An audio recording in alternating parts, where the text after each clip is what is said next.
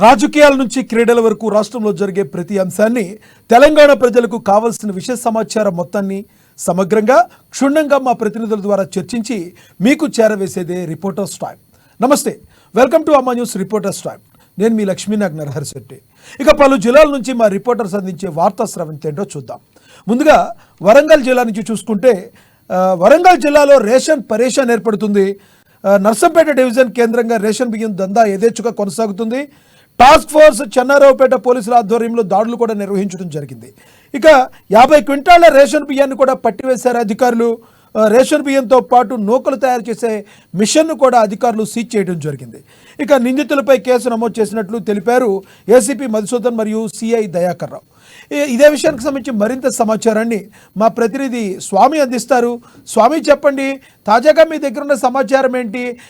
ప్రజలకి కరెక్ట్గా ఇవ్వాల్సిన రేషన్ని సరిగ్గా ఇవ్వలేకపోతున్నారా వరంగల్ జిల్లా వ్యాప్తంగా?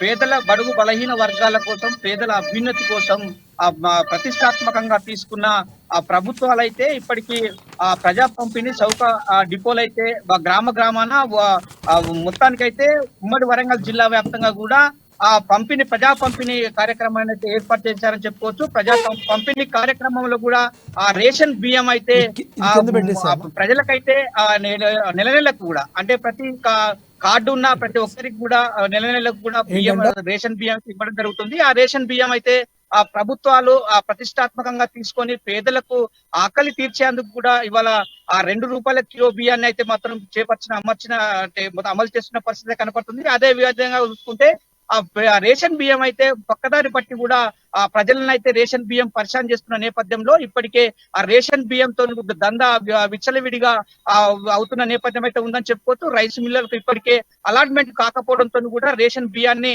కొన్ని చోట్ల కూడా రేషన్ బియ్యాన్ని కొనుగోలు చేసి 12 కిలోకి 12 రూపాయల నుంచి 14 రూపాయల వరకు కూడా కొనుగోలు చేసి, అదే విధంగా కొన్ని కింటాలు కూడా పోగు చేసుకొని ప్రస్తుతానికైతే వాటిని అయితే ఆ రేషన్ బియ్యాన్ని అయితే మాత్రము చిన్న మిల్లర్లతో కూడా రేషన్ బియ్యాన్ని నూకలుగా చేసి డైరెక్ట్ గా బీర్ ఫ్యాక్టరీలకు కూడా పంపుతున్న నేపథ్యం అయితే ఉమ్మడి వరంగల్ జిల్లాలో నెలకొందని చెప్పుకోవచ్చు. ప్రస్తుతానికి తాజాగా కూడా వరంగల్ జిల్లా కూడా నర్సంపేట కేంద్రంగా చేసుకొని కూడా ఏజెన్సీ ప్రాంతాన్ని పాకాల కొత్తగూడ ఏరియా నుంచి మొదలుకుంటే ఇక్కడ నుంచి కూడా మహారాష్ట్రకు కూడా రేషన్ బియ్యాన్ని తరలిస్తున్న నేపథ్యం అయితే కనపడుతుందని చెప్పుకోవచ్చు. ఎలాంటి వాటి ట్రేడ్ లైసెన్స్ లేకుండా కూడా నూకలను తయారు చేసి నూకలను మొత్తానికి క్వింటాల్ గా అమ్ముకొని కూడా లబ్ధిదారులు అంటే మొత్తం మూట అంటే చీకటి దందా కూడా ఎక్కువ అవుతున్న నేపథ్యం అయితే కనపడుతుందని చెప్పుకోవచ్చు. ఉమ్మడి వరంగల్ జిల్లా వ్యాప్తంగా కూడా రేషన్ పర్షాన్ గా మారుతున్న నేపథ్యం అయితే ఉందని చెప్పుకోవచ్చు.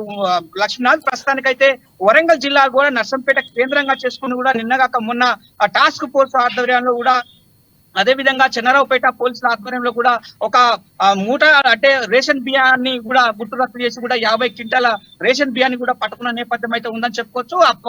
వాళ్ళ పైన ఇద్దరి నిందితులను కూడా కేసు దర్యాప్తు చేసి కేసు నమోదు చేసిన పరిస్థితి అయితే కనపడుతుందని చెప్పుకోవచ్చు. ప్రస్తుతానికైతే వరంగల్ జిల్లా వ్యాప్తంగా ఇటు పరకాల చూసుకోవచ్చు, ఇటు ములుగు ఏజెన్సీ ప్రాంతాలను ఆనుకొని కూడా మహారాష్ట్ర బార్డర్ లో కూడా ఈ బియ్యాన్ని అయితే తరలిస్తున్న నేపథ్యం అయితే ఉందని చెప్పుకోవచ్చు. ప్రస్తుతానికైతే రేషన్ పర్సన్ ను ఎవరైతే అదుపులోకి తీసుకుంటారని చెప్పి కూడా ఇప్పటికే పేద ప్రజలైతే బిక్కుబిక్కుమని చూస్తున్న పరిస్థితి కనపడుతుందని చెప్పుకోవచ్చు. లక్ష్మణ్, అయితే స్వామి చెప్పండి, సంబంధిత పౌర సరఫరాల శాఖ మంత్రి ఎవరైతే ఉన్నారో సంబంధిత అధికారుల మీద చర్యలు తీసుకునే అవకాశం ఏమైనా కనబడుతుందా?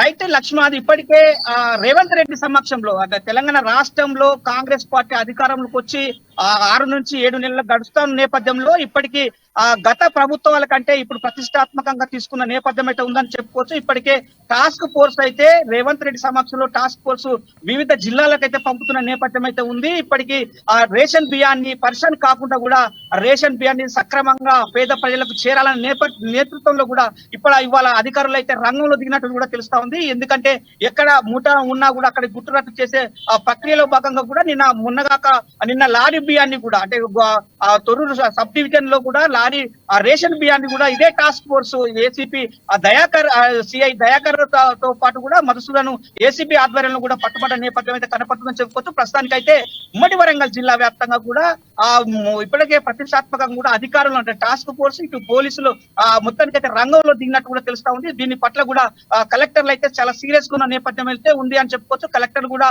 ఒకవేళ రేషన్ షాప్ నుంచి కూడా నేరుగా బియ్యాన్ని అయితే అయితే మూటకు అమ్మినట్లయితే కూడా పక్కదారి పట్టినట్లయితే కూడా ఎవిడెన్స్ తో ఉంటే మాత్రము రేషన్ షాప్ కూడా డీలర్షిప్ ను రద్దు చేసే అవకాశాలు అయితే ఎక్కువ కనపడుతున్నాయని చెప్పి కూడా ఇప్పటికే జిల్లా కలెక్టర్లు అయితే ఆర్డీఓలకు కావచ్చు, ఎంఆర్ఓలకు కావచ్చు ఒక సర్క్యులేషన్ కూడా జారీ చేసిన నేపథ్యం అయితే ఉందని చెప్పుకోవచ్చు లక్ష్మణ్. డీలర్లు ఏమన్నా భయభ్రాంతులకు గురయ్యే అవకాశం ఉందా? కనీసం ఎవరైతే భయం భక్తి ఉన్న వాళ్ళు మాత్రమే ప్రజలకి సరిగ్గా సేవ చేసే అవకాశం ఉంది. డీలర్లకి తమ డీలర్షిప్ క్యాన్సిల్ అయితే అవుతుందనే భయం అయితే ఏమన్నా కనబడుతుందా అసలు? ఖచ్చితంగా అనుకోవచ్చు లక్ష్మణ్. గతంలో కంటే ఈసారి కూడా అంటే డీలర్లకు అయితే గౌరవ వేతనాలు చెల్లిస్తున్న పరిస్థితి కనబడుతుంది. ఇప్పటికే బియ్యాన్ని అయితే పక్కదారి పడితే మాత్రము రేషన్ డీలర్ షాప్ కోల్పోతే వాళ్ళ కుటుంబ పోషణ కూడా కోల్పోతుందని చెప్పి కూడా వాళ్ళు భయాందోళనకు గురవుతున్న నేపథ్యం అయితే ఉందని చెప్పుకోవచ్చు. ఎందుకంటే లబ్ధిదారులను గురించి అంటే గ్రామాలలో ఒక కార్డుకు అంటే దరిదాపుగా కూడా 20 నుంచి 25 కిలోల వరకు కూడా ఆ కార్డులు ఉన్న అంటే కిలో బియ్యాలు కొనుక్కున్న పరిస్థితి కనపడుతుంది. ఒక కార్డుకు ఆ అంత్యోదయ కార్డులు కూడా ఒక 30 కిలోల కార్డులు కూడా ఉన్నట్టు తెలుస్తా ఉంది. ప్రస్తుతానికైతే అట్లాంటి కార్డులకు కూడా వచ్చిన బియ్యాన్ని కూడా లబ్ధిదారుల నుంచి నేరుగా కూడా ఈ మూటా అయితే ఎవరైతే రేషన్ దందా చేసే ఆ చీకటి మూటా అయితే ఉందో వాళ్ళంతా ఒక ఏజెంట్లుగా గ్రామాలుగా ఏజెంట్లుగా పెట్టుకొని రోజువారీ దినచర్యగా కూడా ఆ గ్రామాలకు వెళ్లి కొనుగోలు చేసి చేస్తున్న నేపథ్యం అయితే ఉందని చెప్పుకోవచ్చు. అదంతా పోగు చేసుకొని ఒక క్వింటల్ రూపంలో కూడా మొత్తానికైతే లారీ లోడ్లు అంటే మొత్తానికి తీసుకువెళ్లే పరిస్థితి కనపడుతుందని చెప్పుకోవచ్చు. దీని ద్వారా కూడా రేషన్ షాపుల పైన కూడా ఇలాంటి ప్రభావం ఎప్పుడు పడుతుందో మా మీదికి అంటే రేషన్ డీలర్ల పైన ఈ సిచ్యువేషన్ ఎప్పుడు వస్తుందని చెప్పి కూడా వాళ్ళైతే బిక్కుబిక్కుమని చూస్తున్న పరిస్థితి కనపడుతుంది. ప్రస్తుతానికైతే పక్కదారి పట్టకుండా కూడా ఆ జాగ్రత్తలు కూడా తీసుకున్న నేపథ్యం అయితే ఉమ్మడి వరంగల్ జిల్లాలో ఉందని చెప్పుకోవచ్చు లక్ష్మణ్. Thank you Swamy.